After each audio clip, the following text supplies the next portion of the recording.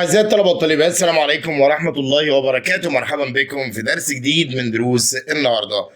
معكم عادل بسيوني، وبإذن الله مستمرين مع منهج الصف الأول الإعدادي ترم تاني. وتعالى نشوف النهارده البداية مع يونت 7 الوحدة السابعة. ونروح لأول حاجة معانا كلمات lesson 1 and 2. كلمات الدرس الأول والتاني، وأول حاجة معانا هي take a break. وtake a break يأخذ راحة. take a break يأخذ راحة. highlight يعني يظلل أو يحدد. highlight. think about يفكر في. think about يفكر في. make notes on بتساوي فعل اسمه write down، ومعناها يسجل أو يدون ملاحظات على. make notes on. نقولهم تاني: take a break, highlight, think about, make notes on. practice يمارس a presentation يعني عرض تقديمي، وpractice a presentation يعني يتدرب على العرض التقديمي. underline عبارة عن فعل كلمتين under يعني تحت، ولاين يعني خط، فأقول underline يضع خط تحت. underline يعني يضع خط تحت زي ما احنا بنعمل كده بالظبط. underline يعني يضع تحته خط. natural طبيعي. reduce يقلل. نقولهم مرة تانية: take a break, highlight, think about, make notes on, practice a presentation, underline, natural, reduce. sweet strawberry يعني فراولة. trick يعني خدعة أو يخدع بدون حرف الواي. خدعة أو يخدع يعني trick، وخادع بقى يبقى tricky حولها ل adjective. dessert حلوى أو الحلو. suggestion اقتراح، وكلمة اقتراح بتاخد فعل اسمه make، فأقول make suggestion. وخلي بالي من suggest أصلا كفعل يجي بعد منه الفيرب بلس ing. information معلومات، وكلمة information كلمة مفرد بتاخد is. ويب سايت موقع على الانترنت. notebook يعني الكراسة. sentence جملة. ways طرق. electric light لمبة كهربائية. electric كهربي. forum منتدى. experience تجربة أو خبرة. tips نصائح تساوي advices. article مقال. spelling تهجي. meaning معنى. material مادة خام. effect تأثير، وأفكت بحرف الإي بس يعني بدل الإي A يعني أثر. effect تأثير، وأفكت يؤثر. environment بيئة. pollution تلوث. elementary school مدرسة ابتدائي تساوي كلمة primary. elementary school مدرسة ابتدائية. planet كوكب. device يعني جهاز. important هام. nervous يعني عصبي. worried قلق. interesting يعني شيق أو رائع. simple بسيط. eco-friendly صديق للبيئة. exist معناها يوجد. exist. أما بقى عن تصريف الأفعال، وتعالى نشوف الأفعال المتواجدة معانا فعل protect يحمي. protected وده فعل منتظم. relaxed. remembered. spelled. reminded. printed. linked. studied. طبعا study بينتهي بواي وقبل منه ساكن فتحول الواي لاي ويضيف ed. try tried decide decided. اما ال irregular verbs الافعال غير المنتظمه read read نفس الكتابه وبيختلف في النطق. read read know knew get got find found teach taught forget forgot begin began have had buy bought think thought. تعال نشوف الأوبزيتس. save يعني يوفر أو يدخر وعكسها waste يهدر أو يبذر. easy سهل hard صعب. learn يتعلم teach يعلم. quiet هادئ noisy مزعج. remember يتذكر forget ينسى. useful نافع useless بلا فائدة. the same متشابه different مختلف. natural طبيعي artificial صناعي. معانا كمان كلمة quiet وخلي بالي من كلمة quiet الإي جوه ومعناها هادي. أما لو الإي خرجت منا بره فمعناها quiet واللي معناها إلى حد ما. وطبيعي كمان عندنا كلمة تالتة اسمها quit وشلنا منها الإي خالص ودي معناها يخرج. وفي desert الحلو وديزرت الصحراء. فورم منتدى وفورم استمارة.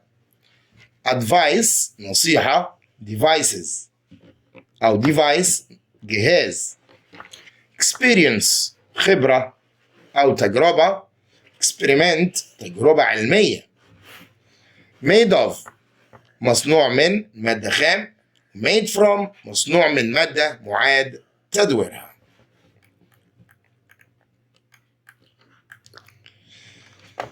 تعالوا نشوف المتلازمات اللفظية والكلمات اللي معانا. give a presentation يعني يقدم عرض. give a presentation و give advice و give a suggestion يعطي اقتراح ويعطي نصيحة ويقدم عرض. have a suggestion يعني عنده اقتراح.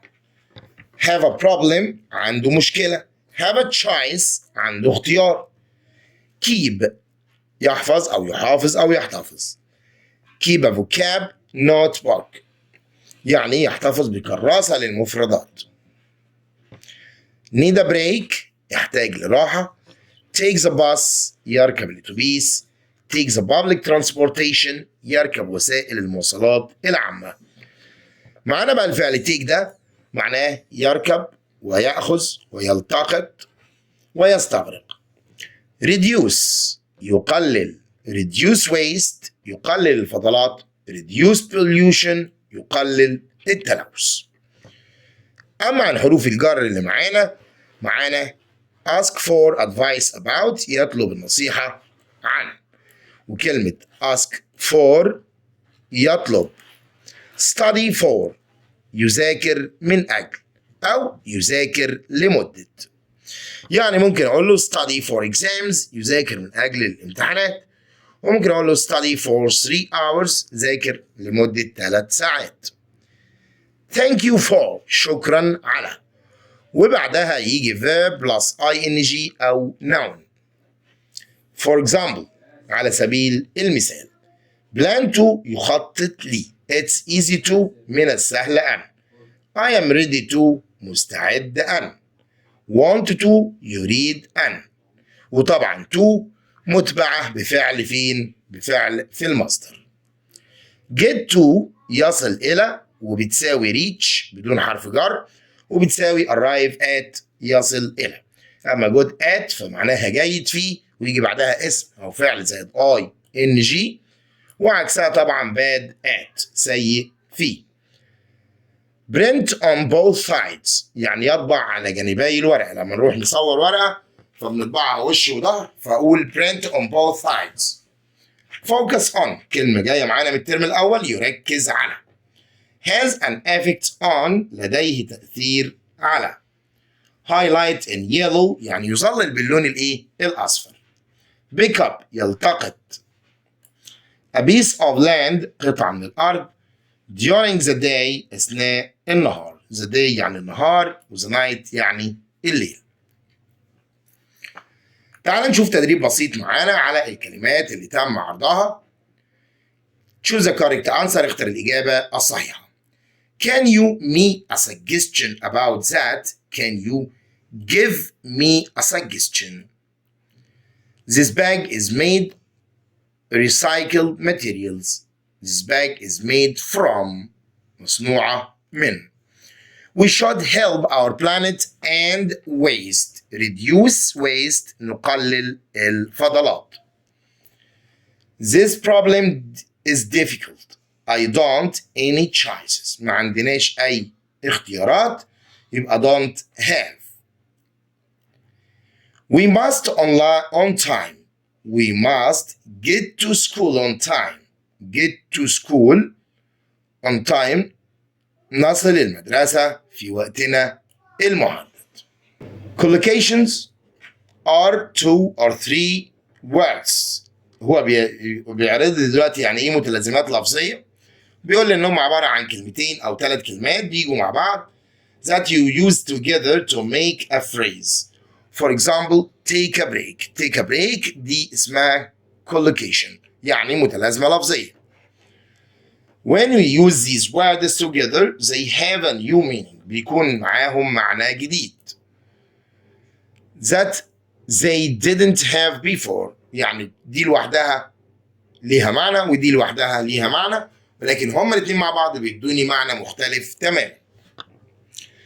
It's useful to learn collocation because they help to use words and sentences correctly. What helps us to learn? تعال نشوف القطعة اللي معانا. الولد الجميل ده بيقول I was in grade 7. grade 7 اللي هي أولى إعدادي last year and I really enjoyed it واستمتعت بيها. From my experience من تجربتي I have some suggestions. have عنده بعض الاقتراحات. To help you learn when you read the text. لما تقرأ فقرة it's useful to underline. لازم تحط خط new words. or أو هتعمل إيه بقى؟ highlight يعني تظلل الكلمات الجديدة عليك. I find it easy to remember the meaning of the words. وده بيساعدك إنك تكون تتذكر الكلمات الجديدة بمعانيها.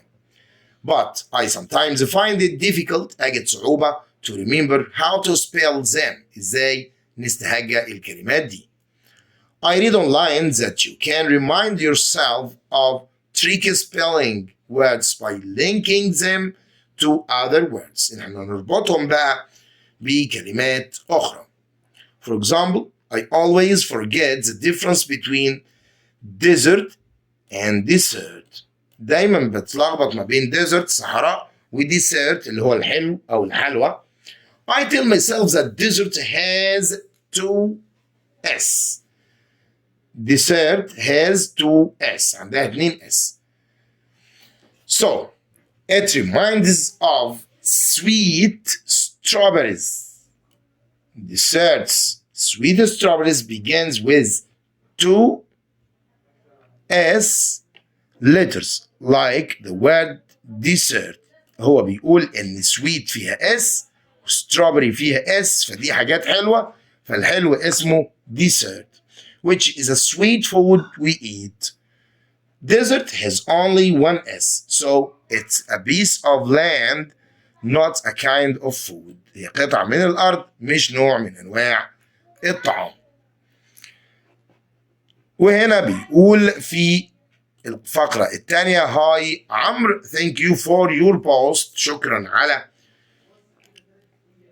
تعليقك. It was very interesting. I'm not really worried about learning new words. مش قلقانة من تعلم الكلمات الجديدة as this something I am good at. ودي حاجة أنا جيدة فيها. However ومع ذلك the idea of underlining or highlighting new word. This is very useful. حاجة نافعة ومفيدة. So I'll try that this year. هجرب ده هذا العام.